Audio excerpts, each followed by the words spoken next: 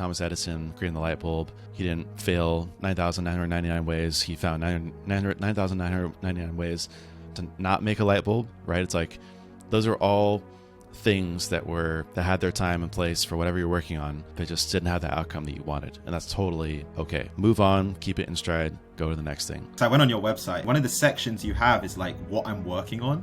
It's like a newsletter, podcast, these different like SaaS businesses, like everything, right?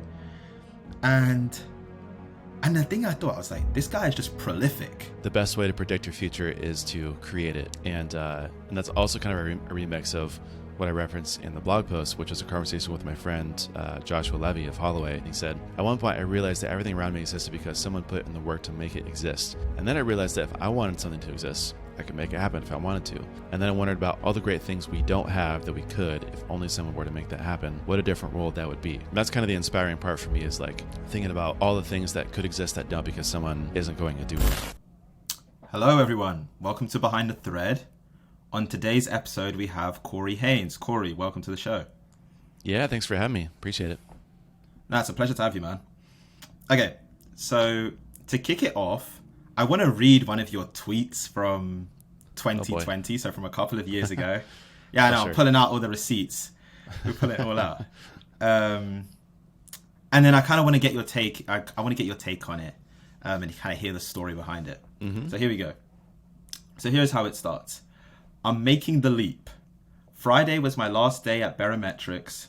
I wouldn't be where I am today without that wonderful team. But today I'm taking the first step to fulfill a dream I've had since I was 18, being a full-time content creator. Okay, so super interesting tweet. I also think it's something that like a lot of people will resonate with. They want to be like an entrepreneur or be a creator. You spoke about it being like a dream that you had for a long time. Where did that dream kind of start? Like, what was the inspiration behind, like, I want to be a content creator? Mm-hmm. Yeah, and for me, like, the term creator is a little bit more maybe broad than some people think. Like, I kind of bucket creator as like a synonym to entrepreneur. Basically, like, my dream hasn't been to be like a CEO or like a like a big time, like someone famous. Like I want to be someone who creates stuff, who builds stuff, who, whether it's software or content or whatever it is, like I just want to be someone who creates cool stuff for the world. But where that started was, I've always had like a lot of ideas, but I think because of kind of self-limiting beliefs and just like not knowing what the possibilities are, or what the options are out there, I never really pursued it until I was on like a road trip with my friend out to Arizona to see some friends. I'm here in San Diego. It was about a 4-hour drive, a long drive. You get kind of existential and philosophical when you have a lot of time to kill. And so he was asking, I was asking him, what are your plans? What are you doing? Just right after high school, he was asking me what I'm doing. And so I was telling him that I wanted to be an accountant, and I wanted to, do 9 to 5, kind of work my way up the corporate ladder, and me like retire early. And he was like, "That's it?" I was like, "What do you mean that's it? Like, that's the American dream." And he was like, "Bro, like you can do so much more, and yada yada. You can start a business. You can do this. You can do that. Like, did you know that this was an option or that was an option?" And again, I'd always just kind of never even thought about that path really because of these self-limiting beliefs and these things that I didn't even know were really out there as an option or as a career path. Especially, I thought maybe, you kind of like get lucky or you fall into it, or you have to be like a genius or some sort of whiz in the area. But it turns out normal everyday people like me can do it. And so I knew that was my dream. That's what I wanted to do. Because then I kind of unlocked this idea of like, oh yeah, when I was a kid, I was all about like inventing stuff and creating things and drawing up all these diagrams and drawings of these products I wanted to build, or these inventions, or these robots, or whatever it was. And then I kind of just like gave that up because I figured that it wasn't possible or that I wasn't smart enough. And then I was like, yeah, you know what could I do, or what would I want to do if that was an option? And so then it was just kind of a matter of figuring out what that would be for me. So my mindset from then on was like just having a new lens to look everything through. So I was listening to podcasts constantly, reading books, trying to study up on a lot of entrepreneurs that were well known, watching things like Shark Tank, like basically just expanding my worldview of what was possible, trying to figure out like what am I drawn to, what am I attracted to, and then building the skills in order to, one day kind of be able to make the leap, like I talked about in the blog post. You know what's interesting as you're breaking that story down is I feel like we all as kids, we have like this childlike wonder, like anything is possible, right? And you'll hear people when they're younger, they'll be like, I want to be an athlete, I want to be an astronaut, I want to build this company, I want to do all of these things. And there's like, I think for most people, there's a certain point in life where it's like, you need to get realistic. Like that's not realistic, that's not on the cards for you. I'm curious for you, like even when you reflect back on it, you spoke about like, you had kind of decided you wanted to do the safe route, the accounting route.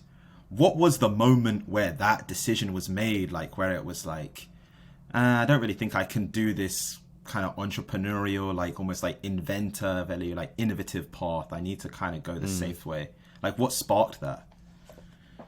I think it was around like my junior year of high school, talking to like some sort of like advisor, or counselor is kind of walking you through like, you take a little test and like, oh, here's what you might have some like aptitudes for. And I'd scored really high in kind of like the financial analytics kind of category. I think you should look into being like a financial analyst or an accountant or doing tax law or stuff like that. And so that was just kind of like the impetus for me being like, well, I don't really know what else I would do. I never really saw myself as like a salesperson or someone who was really like charismatic, especially back then. I was super, super introverted.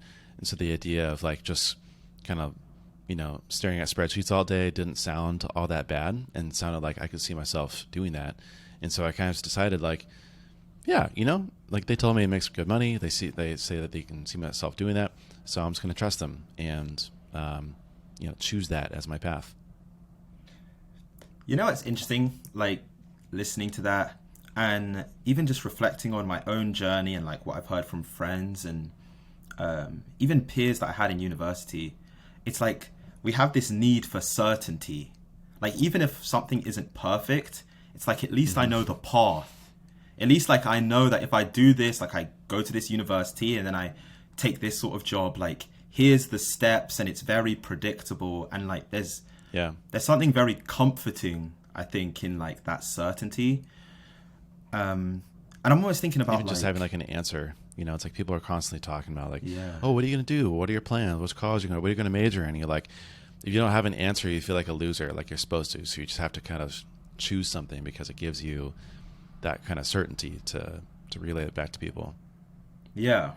And I think it's such a good point. I think so much of what we discuss on this podcast is like people that follow what they want.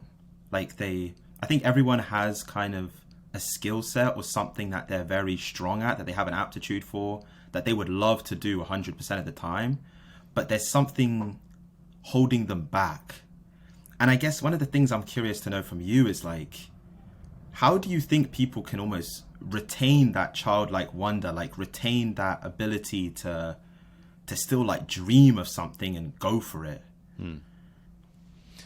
I think a lot of it has to do with surrounding yourself with people and content and sources of inspiration that allow you to see what's possible and allow you to just know like what are all the viable career paths out there.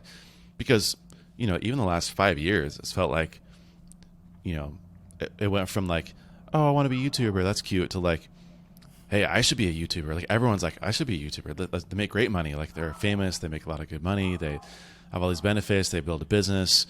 It's easy. You work from home. And it's just like, there's so many more options today that are more kind of culturally accepted and normal, or where there is a more of like a tried and true path to getting there, where it doesn't just feel like a moonshot and you're kind of crazy. You have to be a little bit weird, a little bit wacky. You have to, a lot more people are not going to college. A lot more people are kind of, I think when you ask kids like 20 years ago what they wanted to be when they grow up, they'd say like the president of the United States, an astronaut, or a firefighter. And today it's like YouTuber, streamer, gamer. It's like all these things that are completely new careers that people never even thought of or thought would exist 20 years ago. And so it's important as you grow up, I think, to really keep that mindset just open to being open to possibilities, and especially knowing that like people have done it and that you can see some of the patterns and you can recreate their success. Like one of the big things I was, when I was spending like 8 hours a day in class and then working 2 jobs, one during the week, one on the weekends, I was driving constantly. I was driving like 3 or 4 hours a day. And so I just turn on podcasts. One in particular was Mixergy by Andrew Warner. And you would bring on entrepreneurs from all sorts of backgrounds.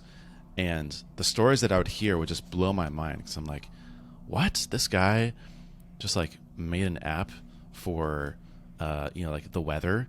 And then now he's making like $200,000 a month. And it's his full-time job. Like I never thought that would be a possibility, or, oh, this other guy is, doing marketing consulting and now he built an agency. And, oh, I didn't even know that was like a business that you could create, but now I know. And so you hear these stories of other people that have done it before you, and then it inspires you to think bigger, or just to know like, oh yeah, I could see myself doing that maybe. It's such a good point that it's like the influences around you and what you see. And it's almost like, in a way, the steps to success are, this is going to sound strange, but I'll flesh out the thought, which is like the steps to success in a way are kind of predictable. Like if you took someone who became successful and you almost like analyzed their life from like a bird's eye view, from like a distance, and you looked at like their friends, like the content they consume, their routine, like you'd probably see patterns among successful people. And it's interesting, like even we talk about content creation. I did an episode with Sahil Bloom a few weeks ago, and he was talking about when he initially started writing on Twitter, he had like a group. I think he said they were called the 100K Club. Like they started like a group chat. Yep. And it was a bunch of people now that have huge Twitter followings, but they were all kind of like sharing ideas and like motivating each other, and now they all have their own niche. But like in a way, it's like you need that support. And I think people start with just like the end goal of like, oh, I just want to be successful. But it's like, what about all the steps that lead up to being that person? Yeah. The skills you have to acquire, the people you surround yourself with, the situations that you're like in the right room at the right time with the right people. Like there's a lot of that for sure. It's like you look at all these success stories, and of course hindsight's always 20/20. It makes sense when you look back, but you have to do the work of putting yourself in the right situations and being there and showing up and acquiring the skills and the relationships and the network, so that you can kind of have your breakthrough, or you can build that business. Or a lot of people, like one thing that people don't talk about too is there's a lot of failures, a lot of pivots, and a lot of things that kind of just sputter out. And you also have to be open to that too, because again, if you look at a lot of the success stories, we're highlighting the success story, but in the wake is a bunch of other things that tried and failed in the past, or a lot of dead ends, or a lot of things that didn't work out, or that they tried that they end up being sort of, wasted, quote unquote, maybe not actually wasted. There's a lot of things to learn, or a lot of relationships that you build with any kind of entrepreneurial endeavor. But you have to be open to that too, and just like knowing realistically, this could not work out. Or one of my mindsets right now is like, for anything new that I take on, any new project, I'm just going to focus on bringing that thing to 100% of its potential.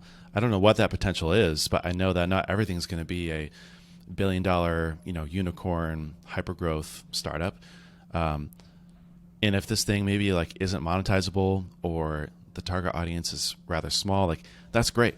If I can be like the market leader for whatever this thing is, I'm going to call that a huge success. But my goal is just to let it play out and let it become what it should become, and not try to force it to be anything that it's not. That's interesting. And I think one of the things I like that you said is like the amount of failure that you experience along that journey. And I think one of the things that I know definitely for me, it's held me back in the past, and I think it does for a lot of people, is like that fear of failure. And like just not wanting to have that feeling of like, I put my all into this and it just didn't work. It just fell flat on its face. And I think the people that really succeed, especially in entrepreneurship, they have this really good relationship with failure where they're able to like reverse losses into wins down the line. Right. It's like the most uncanny thing. Like you think that they took like the biggest L of their career, but then they reflect on it like a few years later and it was like actually the best thing that happened to them. I'm curious, like early in your journey, what would you say were some of those failures, and like how have you managed to kind of to flip them on their head? Man, I mean, just a lot of things that I tried that didn't like work out. I'll talk about failure too, not just in the sense of like, oh, this is a business I tried to create that didn't work out, but also just like lessons learned or things that I tried within my job that I was sort of like paid to learn the hard way. We can frame it that way. Is like, again, I'm trying to, with my vision of here's what I want to do in the future, I'm trying to build up the skills and the experience that I can take into that entrepreneurial endeavor later. And my first job out of college was like my crash course in marketing. Like it literally was in charge of and thrown everything. Like, oh, we need to sponsor this conference and fly out our sales team. We need to do LinkedIn ads. We need to write a blog post. We need to redo our website. Like I just had to learn it all for the first time. And a lot of mistakes and learnings and lessons in all of those. A lot of things that I spun up that really didn't go anywhere. I had a newsletter called the TLDR and Saas Marketing, which is a little like roundup curated newsletter that I did for, I think exactly 53 weeks. So it's like 1 year and 1 week. And then I was like, this isn't going anywhere. I had like 500 subscribers. I would spend like 2 hours a week on it. It wasn't like a big deal, but I just realized that it wasn't really, like I'd felt like I had reached the end of that kind of project, and it was, too niche and wasn't excited about it anymore. Just like 2 years ago, I had a project called Help a Creator that was supposed to be an alternative for helpareporter.com, which is the site where you can kind of play matchmaker between journalists and sources of expertise or input for journalists writing stories. And I'd read it about how, well, one, it's a really old platform, but I read about how in the first year, the guy who had started it made $1 million, and then the second year made $10 million, and then he sold it. And then it's basically been the same ever since. I was like, dude, we need a new one. So I tried to do it with no-code tools. Turns out, of course, I knew this, but bootstrapping a two-sided marketplace is super, super hard. And also, people just thought that Help a Reporter was fine. They were fine with it. Not everyone has the kind of bespoke taste of UI and design like some of us techies do. I had a job board called Hey Marketers, just for tech marketing, that I started, ran for about a year, sold, and then rebought, and then now it's running. But I wouldn't say that that's been like a huge success. It definitely could be bigger, but again, I don't have like the time or energy to really make it into like this big, ginormous thing. I'm kind of just milking it a little bit for what it is. It's, don't get me wrong, it's very successful. Like it does well. I'm really glad that I rebought it. It repaid for itself from the price that I bought it within like 6 months. So that was a huge win. What have been some other things? Man, there's been like 1,000,001 app ideas and domains that I've bought and content sites that I started creating content on that just fizzled out and I just left to the wayside. Even points where I was close to like creating a pitch deck and going and trying to get investors for something, and then realizing like, I don't know, there's something here, or getting feedback from people, or trying to build early users and just not having it. Those are the couple of the more like tangible examples, but there's literally been like probably 50 to 100 in the last couple of years. Yeah.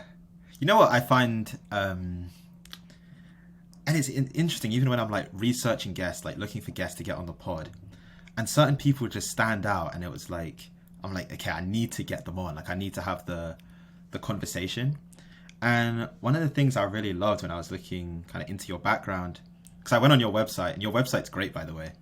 And one of the sections you have is like what I'm working on. And I'm like scrolling down, and it's like the longest list. Like it just keeps scrolling, and it's like a newsletter, podcast, these different like SaaS businesses, like everything, right? And the thing I thought, I was like, this guy is just prolific. Like there's just so many like shots on goal, and it's actually just really refreshing, because I think when I was kind of looking at your stuff, I was like, he's just like interested in all this stuff, and instead of like having a thought, he just goes out and tries it. Like it's actually a really refreshing thing. Right. But it's like a special mindset to have, because I think each time you go out there and try something, it's like you're putting something out there in the world. There's like an ego attached to it. There's like work and time and effort and resources put to it. Like how do you just keep doing new things? Like just keep trying it again and again.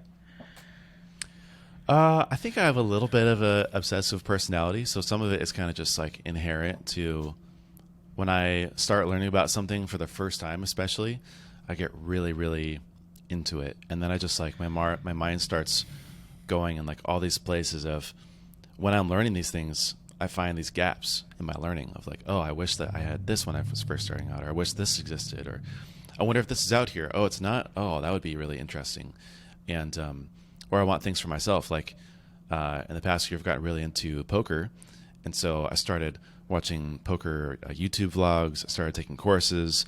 I went through like the masterclass sessions with Phil Ivey and Daniel Negreanu, and I just like completely dove into it. I started going through all these like solvers and apps, and then I started playing at the casinos, and I went to go like track my progress and how I was doing per session. And I was using these really janky apps. So I was like, this sucks. I want something that's better than this. And so I just started building it in Adalo.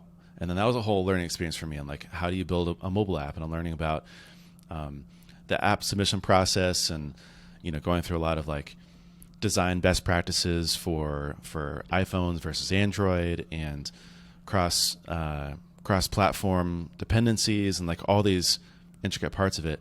I still haven't launched them. I'm like right on the verge. I just need to like create the images for the listings of them. But it's fun for me. Like this is kind of like the stuff that I do on nights and weekends sometimes. I don't spend a crazy amount of time, but like there's a rush to seeing something that you want to exist and then going and creating that thing. I'm feeling like, sweet, I just like fill this hole, not just for myself, but for other people also. And again, I don't have any like stake into this thing becoming $1 billion company or being like the end all be all. I simply just want to see it exist. To me, it's the same as like a home DIY project. I'm not handy whatsoever. So this is where all my like creative output goes. But like, I really wish that our wall was painted green. Like just go do it. I see the same thing with like, I really wish there was a little app to help me track my profitability in poker sessions. I don't like the ones that are currently out there. I think I'll just build one because I know that there are apps that help me do that. You know what? There's something very like, I kind of know what you're getting at. There's something very, I don't even know what the word is. It's almost like validating. It's almost like a confidence booster that ideas and thoughts you have in your mind, you can manifest it in reality. Yeah, it's almost totally. like I love that part of it. Yeah, it's like the ultimate like superpower. Like I just thought something and now it's there. Mm-hmm. Yeah. One of the quotes that I reference in that blog post and tweet about making the leap is that I think actually, who is it? It's a quote from a famous like Silicon Valley investor, but he basically says like, oh dang it, I'm gonna have to go find it. But it's basically like, if you want to see something exist in the world, or if you want to like know what the future is, just go and build it. Just go create it. Like, it's not that hard to go and like people are always trying to like pontificate what's the future going to look like and how is it going to be, but like how fun and how cool is it just to be a part of making that a reality? That's what like gets me up out of the morning, is just feeling like I'm doing something that is making the world. Oh man, this sounds so cheesy. Like making the world better in some way. Like I've just made like a tiny little improvement. It feels the same as like when I see, new buildings go up down the street, or I see people, refurbish the house across the street. Like I love that. It feels like okay, we're making the world better. It's making progress. Things are better than they were before. And so a lot of these things are like, I love that agency and kind of autonomy just to say, yeah, I want to see this thing exist. Even if it's just for me, I'm going to go and do that. And if other people want that too, that's great. That's a bonus. You know what's interesting as well, because I'm reading this book at the moment, Ego is the Enemy by Ryan Holiday. Mm-hmm. And he has this chapter where he talks about just doing the work. And he kind of goes, like, in his books, he goes back to like historical figures and like their experience. And he speaks about like these artists who had like the greatest ideas, or these people that wanted to make businesses and they had these amazing ideas. And like, there's probably some incredible companies that just existed solely in people's minds, but they never did the work to like make it happen. And it's so interesting because I think you get so many learnings from just being in the field, like just doing the work. It's like all these small things just become apparent. It's like it's the journey of it, right? Which is special. I remembered the quote. So the quote is, "The best way to predict your future is to create it," and that's also kind of a remix of what I referenced in the blog post, which is a conversation with my friend Joshua Levy of Holloway. And we were talking, and I kind of was talking about my dreams and ambitions. And he said, at one point I realized that everything around me existed because someone put in the work to make it exist. And then I realized that if I wanted something to exist, I could make it happen if I wanted to.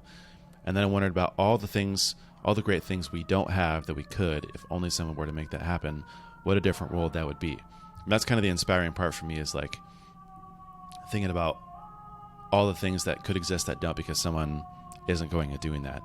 And a lot of things I pass over because it's just not a great fit for me. Like, there are a lot of things I want to see exist in the world of crypto or AI or programming or, things around our cities, nonprofits, but like, I don't have the knowledge and expertise. So I always try to like build within my own kind of domain, like what I directly can influence and what I have the skills to actually go and build. But yeah, it's a crazy thought to think like, what would the world look like if people actually brought these ideas and products and inventions into the world and manifested it? You know what I'm interested to get your take on? Do you think anyone can be an entrepreneur?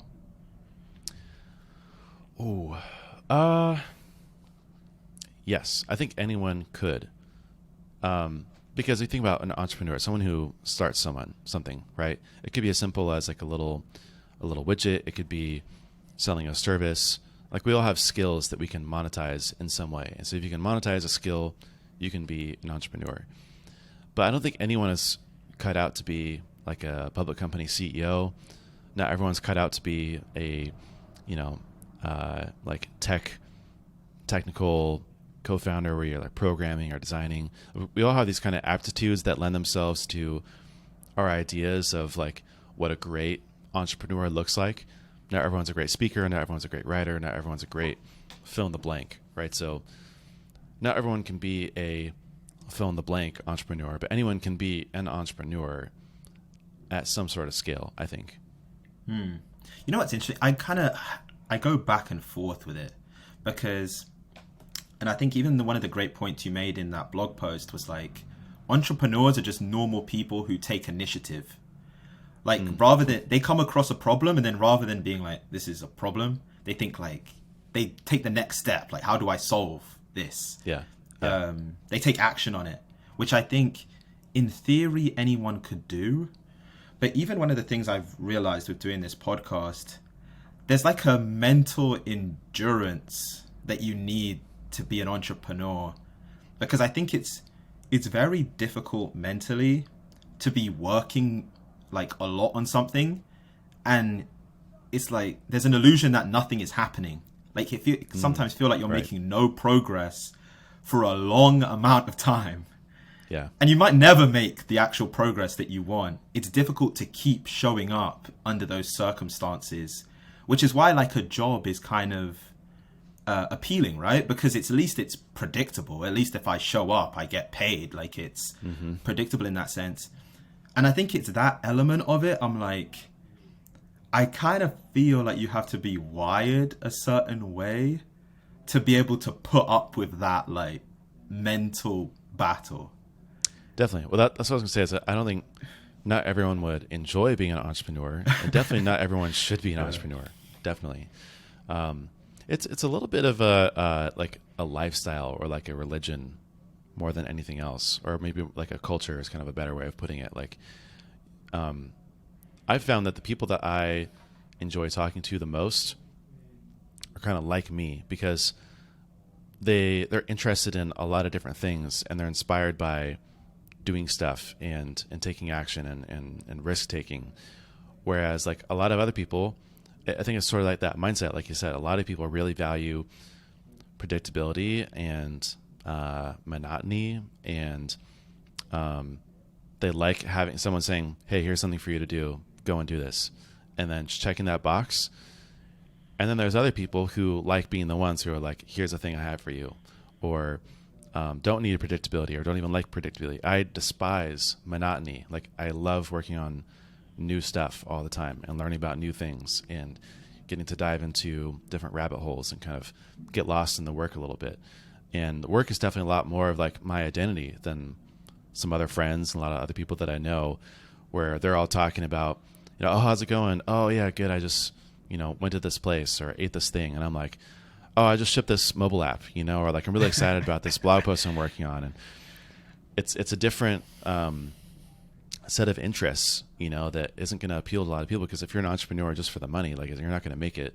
That's not the interesting part about it at all. It's more about the things you're actually creating and the work that you're doing day to day.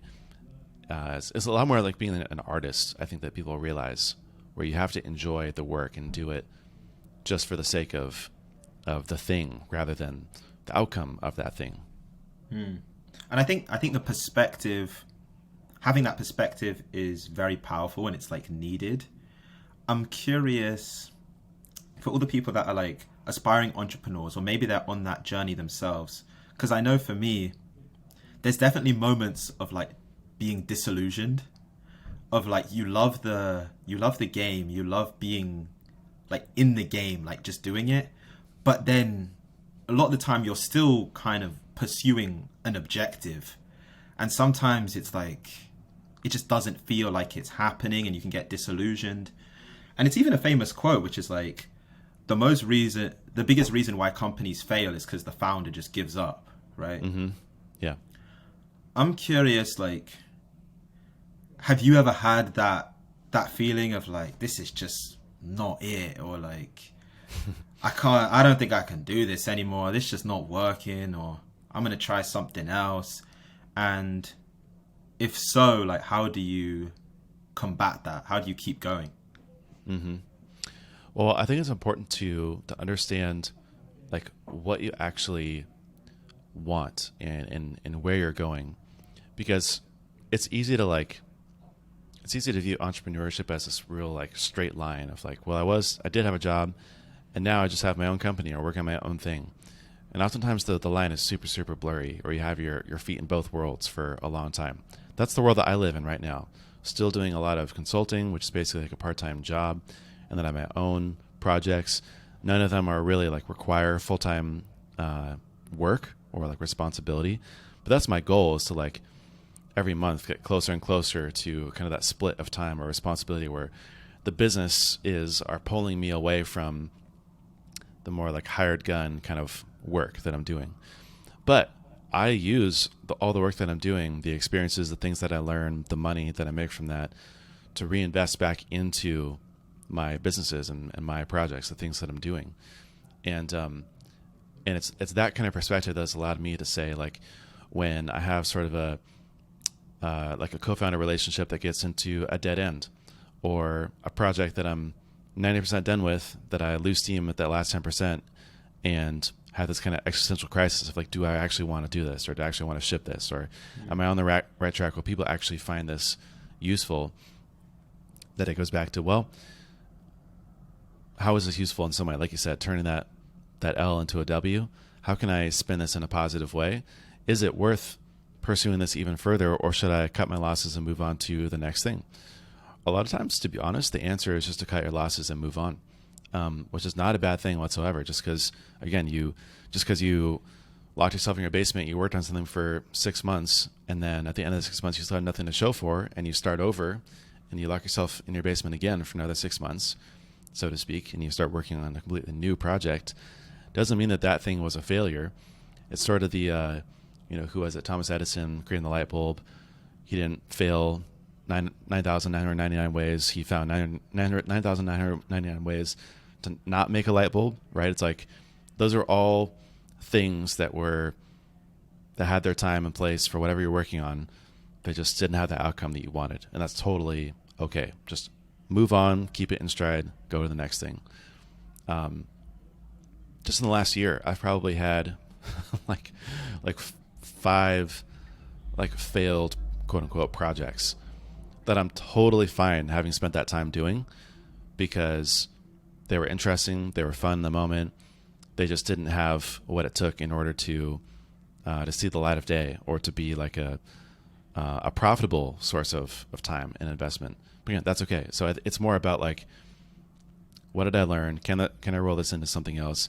And did I enjoy doing the work while I was doing it? Again, it goes back to like the inherent value of what you're working on. As long as you enjoy it, then really there are no losses, because you're just sort of having fun and you're getting lost in the work and you're enjoying it, you're learning stuff. But it's when you're kind of just slogging away and you're like, why am I doing this? That's when it's like, cut your losses, move on, try not to make that same mistake again, because then you're really that's like wasted time to me. It's interesting. I think one of it just shows how important like perspective is, and like the way that you frame things, and like the narratives and things that you tell yourself. And I remember listening to this interview with Kevin Hart, the comedian, and they were asking him like how he bounces back from losses, and like, and he gave this analogy. He's like, I think of my life as like a book. And he's like, I want the book to be like the most interesting book that was ever written. Like, I don't want it to be one of those books like, and this is what you see a lot, right? Which is like, chapter 1, like I took the safe option. I went to university. I then did a job, and I stayed in that job for 50 years. It's like the most boring book. He's like, I want it to be like page 1. It's like, I was in a car crash. I got out of there. I started this thing. I changed job after 3 months and started like, he's like, it just, when these weird like hiccups kind of happen in my journey, I just think that it's like, it's making the book even more interesting. Like, it's even more engaging.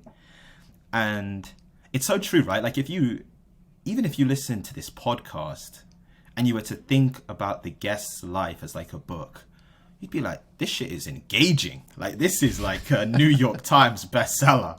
Like, yeah. And you're looking at it, you're like, why did they do that? Or, man, they should have done these things differently. Or, oh wow, really didn't expect that thing to work, but now here it is. And wait, they did what with it now? They sold it? Oh, interesting. Like, there's all these sort of windy bits to the journey that you really don't get with a lot of other life stories. And I think it also speaks to the importance of optimism.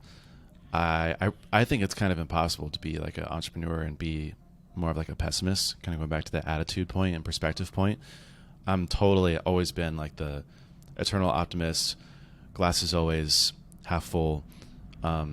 Because if you're a pessimist and you're an entrepreneur, like, you're going to give up after those moments of doubt or failure, or you're not going to see it as interesting. You're going to be like, oh, this is where people close the book. When in reality, that's where it's just getting it more interesting, and people are more invested. They're more rooting for you. That's where I think the stuff like, having a Twitter audience and doing the more like building in public, sharing your journey along the way and not just after the fact is important, because then every one of those, people are watching you closely, and you are kind of like this book that they're immersed in, but they don't know what's on the next page because you haven't written it yet. And every day you're just sort of filling with new content and new stuff in there. But those people can root you on and can make connections for you and can help you get to the next chapter, to the next thing that you're working on, as long as you keep being your kind of true, authentic self in the way that you're building, and you're genuinely just trying to add value to people and do stuff that's interesting and helpful and valuable to their lives and their work. Yeah, you know what's so interesting? As you were saying that, I was thinking it's like one of the things I always tell myself with the podcast, and I'm getting better each and every episode, is like authenticity wins. Like whatever content is the most authentic content wins. And like part of being authentic is not only, because I think you see on social media, a lot of people report on their wins. Like when something goes well, it's like on their Instagram, it's like on the story, it's on their Twitter, it's on everywhere, right? But then when something doesn't go well, it like kind of goes quiet. But I think part of being... You only see the highlight reel. Yeah, for sure. And part of being authentic is reporting on both sides of it. I'm curious to get your take on kind of like, because you're almost like an operator, but then you're also deep in content, those interplaying, like how can someone build in public and do it the right way and do it in an authentic way?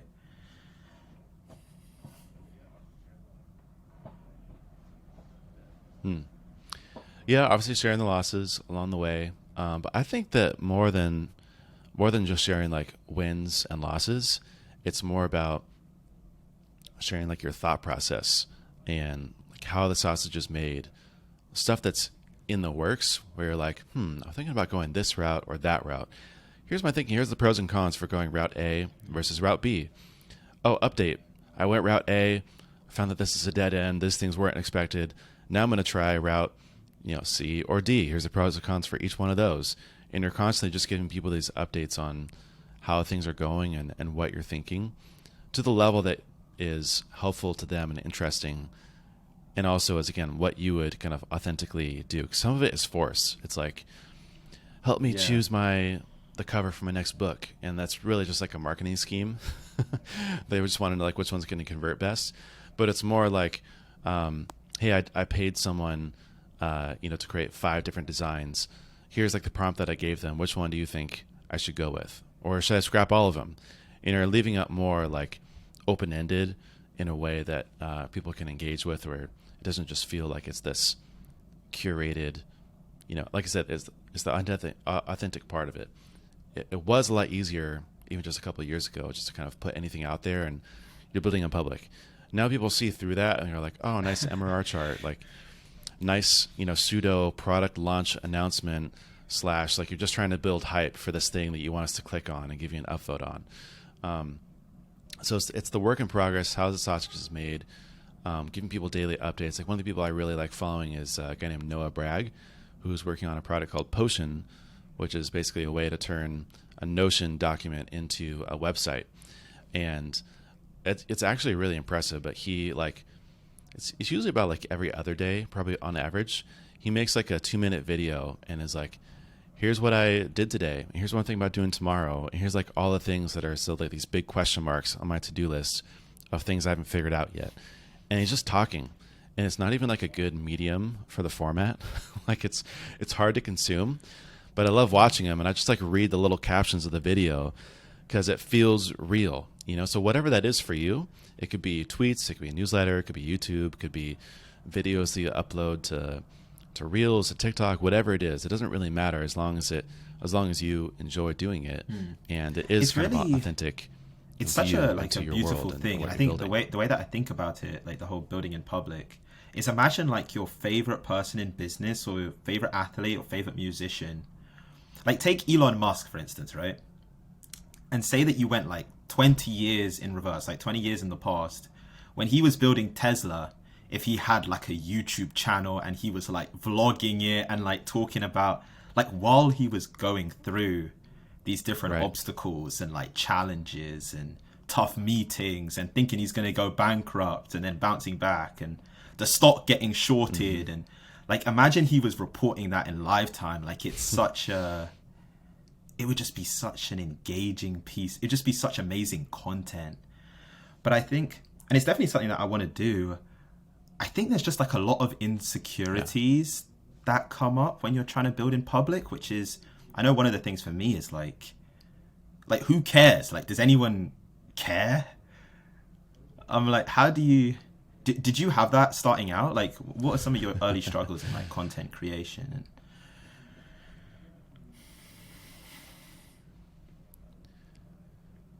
Yeah, I think for me, it was less about who cares and more about like, who am I to try to do this? You know, like, what are people going to think about?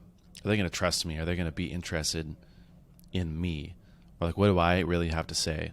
And so that's where like the learning in public stuff was really helpful for me. Just like feeling like I don't have to just show the wins and losses, but I just can be like, here's something I read. That's why I started that newsletter at the TLDR and SaaS marketing. It's kind of full circle. But I was just like, I don't really have anything to say about SaaS marketing yet, but I'm just going to like comment on everything that I'm reading and learning. And then I'll be like a tastemaker a little bit, a curator. And then if people choose to trust like my choice and my commentary on these things to read, then maybe one day they'll choose to read the things that I write, and they'll trust the things that I say as this more like opinionated advice, but here's what to do or what not to do. And that's turned out very much to be the case. But it was a lot of like imposter syndrome at first about, you know, should I even be talking about this? Do I have an opinion on this? Should I try to like fabricate something, or should I just say I don't have anything to say on this in the beginning? So it was more like, how do I allow myself to just be kind of like free to create the content and post the stuff and share what I'm learning, even though it might make me make me seem, at least to myself, like I'm a beginner or like I don't know what I'm talking about, or like I'm overreaching, but I'm just trying to kind of push the boundaries on myself to force me out of my comfort zone and say like, yeah, I'm not going to try to become someone who I'm not yet, or seem like I know more than I do, but I'm not going to be like the super humble, like, oh no, I don't have anything to say about that, or I'm just going to trust everyone else, or just, you know, follow these people, don't follow me, I don't have anything to say. Like, I'm going to try to become that person along the way, as authentically as I can, and just try to ignore all the, you know, people on my shoulder that are like, who are you to say that, or you shouldn't post that, or no one's going to care about you saying that or sharing that, or they're going to think that you're, you know. In fact, for a while I was really insecure about how young I was, because I didn't want people to know that I was just, you know, 22, straight out of college, tweeting about SaaS marketing. Again, like I know something about myself, or like I know something about it when I don't. I'm still very much in the learner phase. So I never shared that. But I just shared all the stuff that I was learning regardless, because I'll let people kind of make their own assumptions and judgments, and learn just not care about it. I have no care in the world about what anyone thinks about me. Not in a way that's like, I'm going to do whatever I want, and I'm going to say whatever I want, but just in the sense that I'm not going to let any fabricated opinion of someone else's in my own head change the way that I think it's like powerful if you can, what I put out it's there. powerful if you can get to that point, because I think a lot of people are held back by like what people think of them. And it's interesting, I remember doing one of the early podcasts I did, I was asking the guest about like starting out on Twitter, like doing those first few posts, like the post when it feels like you're like tweeting into a black hole, like you like graphically craft this tweet and you press post, and then it's like radio silence, like no one cares, like it's like one of the toughest things. And it was funny because he said to me, he's like that's like the best part about starting out, is you can like tweet something and you can just experiment, because like no one cares. And like it's almost like what's that phrase, it's like if a tree falls in the forest and no one hears it, did it really fall? Yeah. And it's like I guess when you get like a bigger following, really there's like more of a magnifying glass on everything that you do, so it's difficult to really experiment as wildly, I guess, as you can when you're just starting out.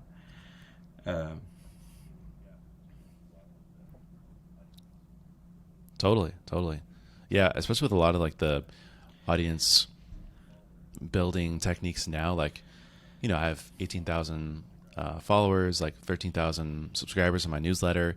It's a lot harder for me to figure out what actually works to move the needle, because I already have like this baseline to work off of. And if I gain 15 new followers, I don't know if that's because those people just like randomly found me, or it was because of the tweet that I sent, or the newsletter that I sent, or the podcast that I went on. Like it's all just kind of like mixed together in this petri dish of audience building tactics. But yeah, in the early days, it's really, really easy to like, you do something and then you get that really quick, I'm curious, and clear like, feedback loop of what works and what doesn't work. You have so many different forms of like content that you're making, like the newsletter, the podcast, you tweet. I'm curious, like, how do you think about like finding what your thing is, like what your medium is? Because I know a lot of people to start, they'll start with like maybe the newsletter or just podcast or just tweeting or YouTube. Like, how did you think about, and what advice would you have for people that are like, I want to produce content, but like, how can I get started and make sure it's something that has longevity and I can consistently do it? Yeah.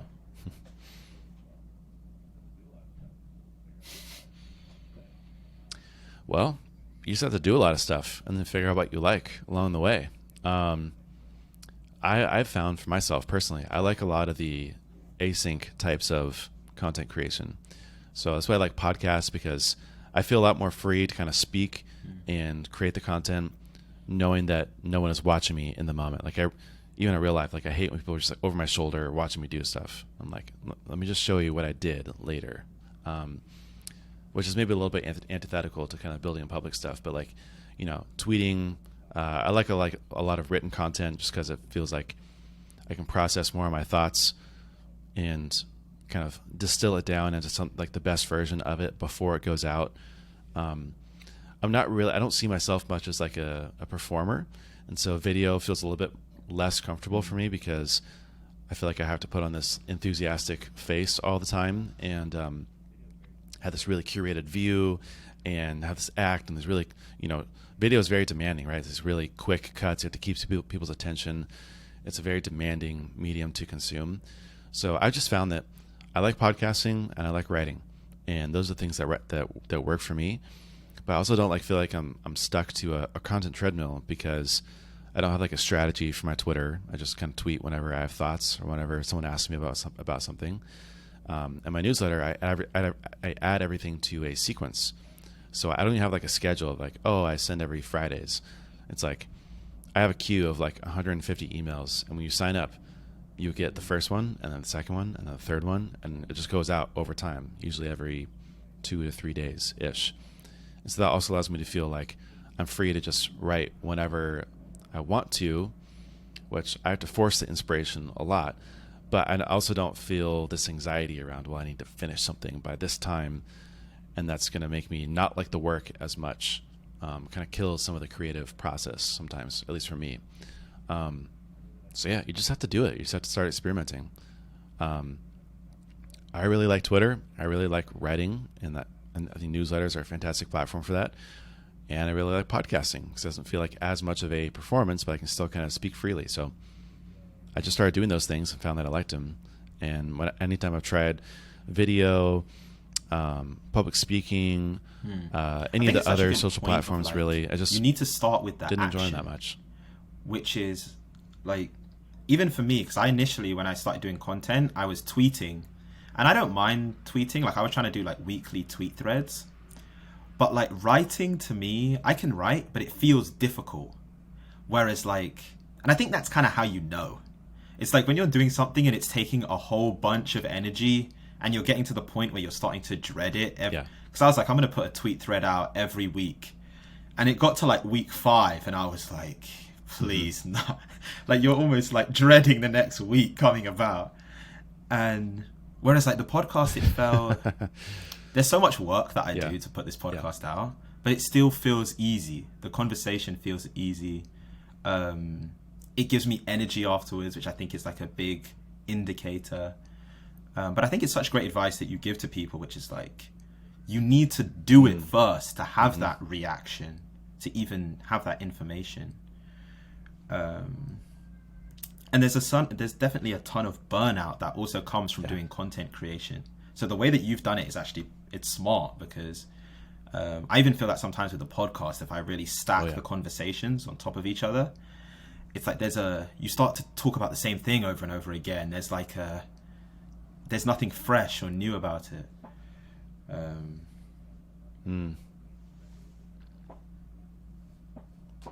Yeah, I found for myself working in sprints has been really helpful, and that whether it's content or software or whatever the project happens to be, I'll be really focused for a period, usually like a month to 3 months. And then I kind of have this lull, and I'll work on something else. And if I find myself like, I can't really grind for like that long. And if I do, then I do get burnt out. I feel like I've really experienced burnt out like once, and it was probably like last summer. And I just realized I was doing too many of the same things, like back to back to back to back. And I felt like I was never really feeling the like resolve of putting a bow on it and shipping it and celebrating it, and then like having something else to keep my interests or some sort of, rest period.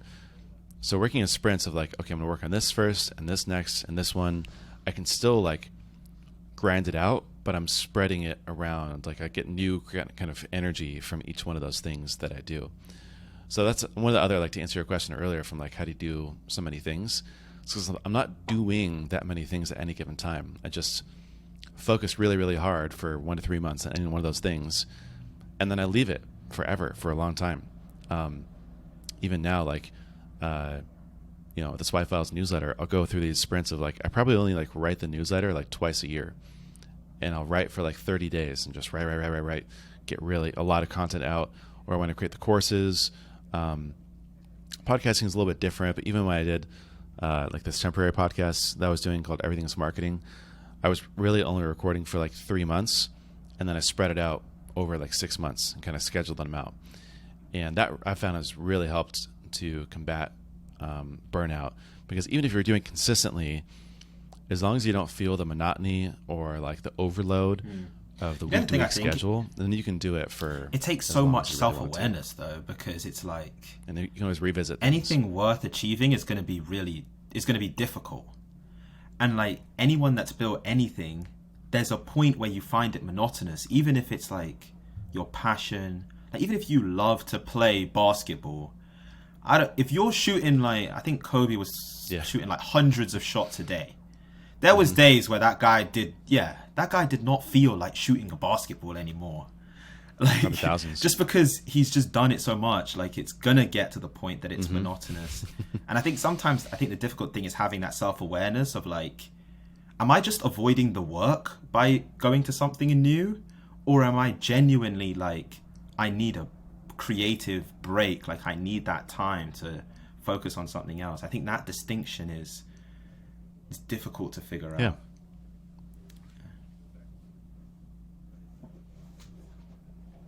Yeah.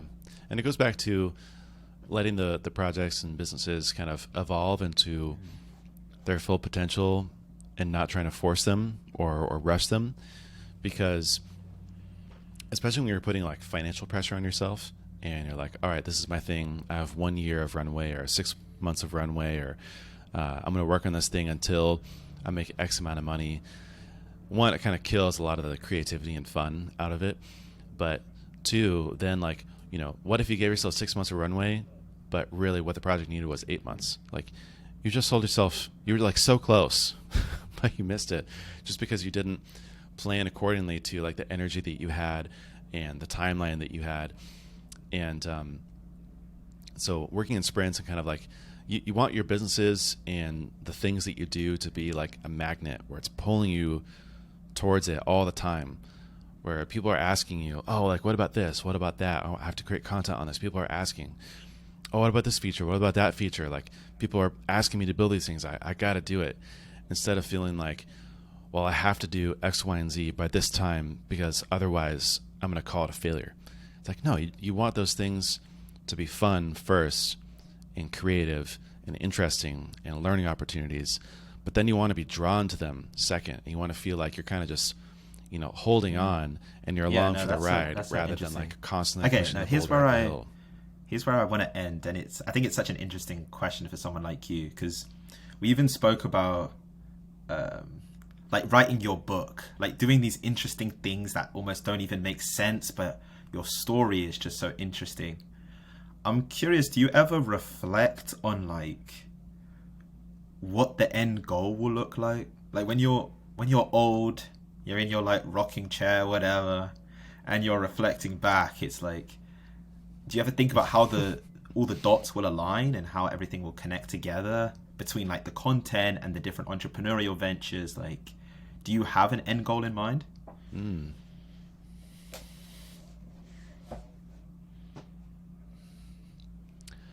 Well, yeah, I don't know how kind of counter this will be to a lot of other people's answers, but my perspective the last couple of years especially has been I'm not trying to build a legacy whatsoever. Basically, there's only been like a couple people in the history of the universe who have been like memorable, and they're like these big religious figures like, you know, Jesus and Buddha and Muhammad, and you know, there's people that are like these bigger than life characters, you know, or godly divine characters. Everyone else gets forgotten. Like, sorry, I went to school and every building was named after a different person. I don't know who they were. Maybe they were donors. Maybe they were past alumni. Maybe they were amazing, you know, historical figures. I just have no idea. But like, I don't see a lot of point personally in trying to do something that lasts beyond my lifetime, besides the impact that I have around like the people directly around me, like my friends and my family. But like the work that I do, I really want to like enjoy and like be present for those things. Feel proud, like I spent my time personally well. I'm glad that I worked on those things. I didn't have any regrets about what I did or what I accomplished, but not for like the recognition of others, but just for my own kind of personal satisfaction, if that makes sense. So it's less about like trying to build a legacy, and it's all like this big crescendo into this, you know, huge impact or this thing that people are going to praise me for. And it's more about like, am I spending my time in a way that would make my older self, you know, proud or happy to have done? And I'm just, as long as I'm doing that, then I think I'm on the right track, and I will be happy. You know, it's interesting as you were 50 saying years that. later, looking Because back I was thinking on the things about that I it, because did. I've always, like, one of the things I've always thought about is like I want to have a legacy, like I want to be remembered for something. But then as you were speaking, I was like, if you take those people, those historical figures that reach that level of impact, that have that legacy, don't you think they probably would have had a similar mindset to what you just described? Which is like, they didn't, like, I don't think Jesus was like, my legacy is gonna be fire. Like, Right. they're not trying to build like a legacy. They're just trying to like do things that they enjoy, things that they believe in. And in the end, like the compounding of that mindset is a legacy, because you just touched enough people and you had enough impact and it was all authentic and genuine. It's almost paradoxical, but you might end up with the legacy in the end, to be honest. Yeah. It's like, totally. It's like when people go out and buy like a really nice car, and they're like, oh, everyone's going to think that I'm so cool. I have a Lamborghini, or, you know, they're going to think, man, who is this guy? And then everyone looks at you in that car and they're like, that's a sick car. That guy's a loser, but I wish I had his car. It's like people don't care about you at all. They care about themselves. And so stop trying to impress them or earn their recognition or their praise, their approval. As long as you like the car, that's all that's important. It's really, really dope to have a Lamborghini.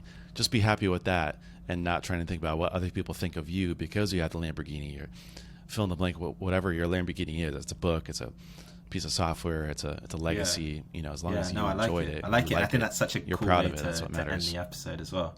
It's been a pleasure having you on, man.